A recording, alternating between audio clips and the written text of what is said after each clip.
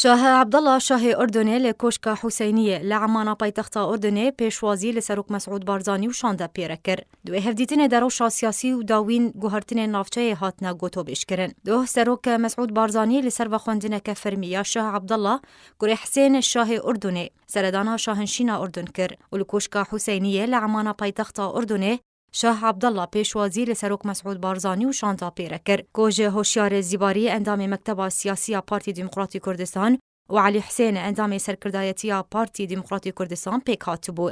ده هفدیتین ده که امیر فیصل بن حسین برای شاه اردنی و سروک نویزگاه شاهانه و سروک ارکان اردنی و ریوبر اولهی اردنی آمده بون روشا سیاسی و داوین پیشاته نافچه هاتنا گوتو بیش کرن. اروها ده هفدیتین ده روناهی خسن سر پیوندین نوبرا هریما کردستانی و شانشینا اردنی. اروها پیوندین هریم و اردن و عراق ده. و تکزیه لسر پیوندین دیروکی نوبرا هردو آلیان ده هات نکرن. آلیکاری و هماهنگی جبو اولهی و برقرار بونا اولهی لنافچه و روبروبونا ترور و تندرویه. تورکیدن هجوینا نوبرا شاه اردنی و سروک بارزانی دبو. جه آلی خوجی سیاست مدارین هریما کردستان دبیجن دوی روشا آلوزو هستیار ده که نافچه ده درباز دبه.